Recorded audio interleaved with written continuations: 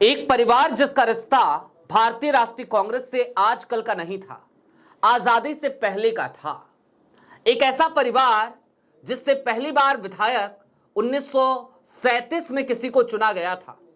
उसके बाद से लेकर आज तक उस परिवार में लगातार विधायक चुने जाते रहे और उस परिवार से एक सांसद भी बना, एक मंत्री भी।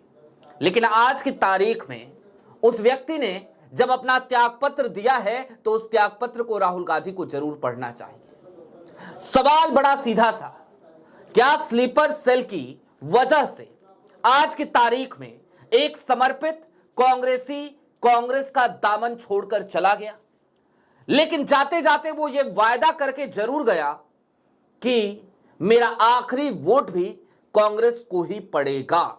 इतना ही नहीं, 2023 में भी उसने एक पत्र लिखा था। उस पत्र के जरिए पार्टी को बहुत कुछ बताया था। क्या बताया था उस वक्त पे, और आज उसने अपने त्यागपत्र में क्या लिखा है। कांग्रेस के भीतर स्लीपर सेल को एक्सपोज करने के लिए यह पत्र बहुत कुछ कहता नजर आता है। सारी बातें जरा विस्तार से करेंगे। नमस्कार, मैं स्वप्निल और आप मुद्दा देख रहे हैं। दोस्तों, आगे बढ़े उससे पहले वही छोटी सी अपील। मुद्दा इन दिनों एक गंभीर आर्थिक संकट से जूझ रहा है।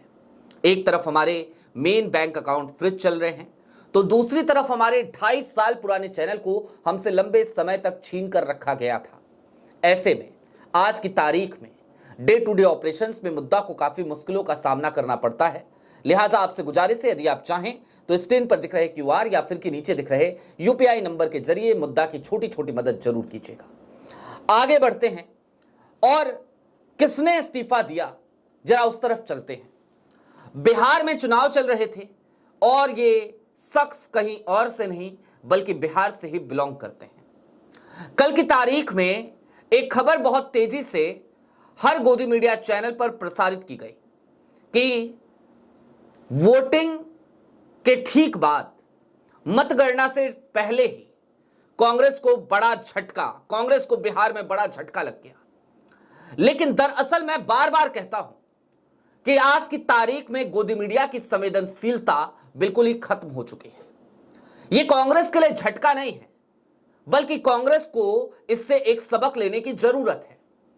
यह कांग्रेस के लिए कोई भी झटका नहीं है, किसी भी तरीके का झटका नहीं है। कांग्रेस का इससे कुछ नुकसान नहीं होने वाला फिलवक्त की परिस्थितियों में। लेकिन उसके बावजूद कांग्रेस को आज समझने की जरूरत है। उस पत्र में भावनाएं थी। गोदी मीडिया कल की तारीख में पूरे दिन उन भावनाओं का कत्ल करती रही है, जब वोटिंग के बाद ये आया है तब से, और अभी तक कर रही है। और गोदी मीडिया में बार बार क्यों कह रहा हूं, क्योंकि कल की तारीख में रामचेत मोची की जब कहानी आपको बताई मैंने, तो बताया था कि यही गोदी मीडिया 7 दिन पहले किस तरीके का प्रोपेगेंडा रच रही थी। किसी की मौत की स्थिति में भी ये किस तरीके से नौटंकी करती है, वो मैंने कल आपको दिखा दिया था। और आज की तारीख में अब मैं आपको एक पत्र दिखाना चाहता हूं। यह पत्र है शकील अहमद खान का। शकील अहमद राज्य मंत्री रहे हैं। शकील अहमद ने कल मल्लिकार्जुन खड़गे को एक पत्र लिखा। अब इस पत्र को अक्षरशः पढ़ते जाइए और हर एक पंक्ति के बाद आपको शकील अहमद की भावनाएं महसूस होंगी। वो लिखते हैं, माननीय अध्यक्ष महोदय, कृपया आपके नाम लिखे मेरे 16 अप्रैल 2023 के पत्र का स्मरण करें, उसे याद करें, जिसके द्वारा मैंने पार्टी को सूचित किया था कि मैं भविष्य में कभी चुनाव नहीं लड़ूंगा। अभी हाल ही में मैंने ये घोषणा भी कर दी थी कि मेरे तीनों पुत्र कनाडा में रहते हैं और उनमें से किसी की भी राजनीति में शामिल होने में कोई रुचि नहीं है, कोई इंटरेस्ट नहीं है, इसलिए वो भी चुनाव नहीं लड़ेंगे। लेकिन मैं फिर भी जीवन भर कांग्रेस में बना रहूंगा। परंतु अध्यक्ष महोदय, अब ये संभव नहीं लगता है। बहुत ही दुखी मन से मैंने कांग्रेस पार्टी की सदस्यता से इस्तीफा देने का फैसला लिया है। पार्टी की सदस्यता से अलग होने का यह मतलब नहीं कि मैं किसी दूसरी पार्टी या दल में शामिल हो जाऊंगा।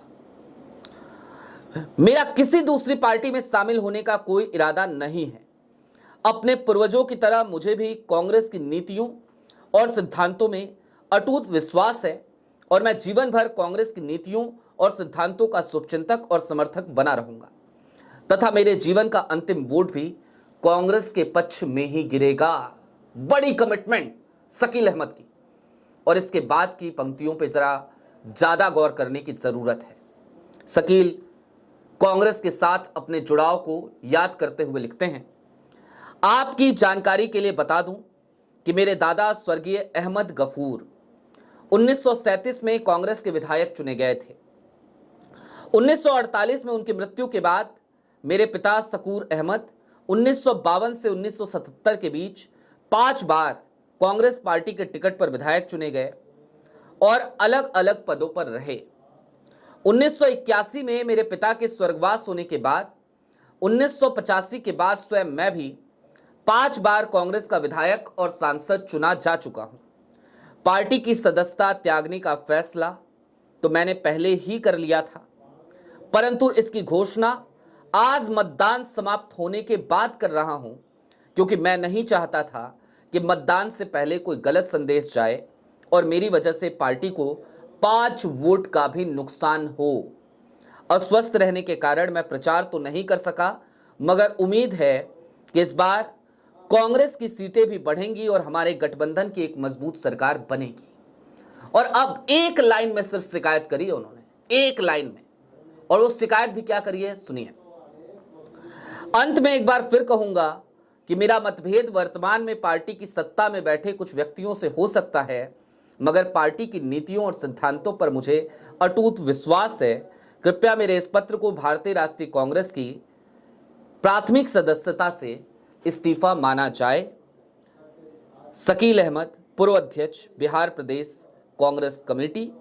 ये minister of state for home भी रहे हैं, कम्युनिकेशन और आईटी के, यूपीए सरकार में जनरल सेक्रेटरी रहे हैं, स्पोक्स पर्सन रहे हैं। शकील अहमद एक बड़ा नाम रहे हैं कांग्रेस का, जिन्होंने कल कांग्रेस का दामन छोड़ दिया। और इस पूरे पत्र में आपने देखा होगा हर एक शब्द पर उनकी भावनाएं झलकती थी। शिकायत करी उन्होंने, शिकायत थी उन्हें, पीड़ा थी उन्हें, तकलीफ थी उन्हें, दर्द था उन्हें कांग्रेस के उन नेताओं से जो आज की तारीख में सत्ता में बैठे। कांग्रेस की सत्ता, जी हां, कांग्रेस की सत्ता जब मैं कहूं ना तो इसको कैसे समझना चाहिए आज जरा वो भी बता दूं। मैं कभी नए वाले कांग्रेस हेडक्वार्टर में नहीं गया, इंदिरा भवन में नहीं गया, लेकिन एआईसीसी के पुराने हेडक्वार्टर में मैं अक्सर ही जाया करता था। और जब भी आप एआईसीसी हेडक्वार्टर में जाएंगे ना, आपको ऐसा लगेगा जैसे कि एक सरकारी दफ्तर में आए हो, एक अलग सरकार चल रही हो। कांग्रेस पार्टी भी एक पैरेलल सरकार की तरह ही चलती है।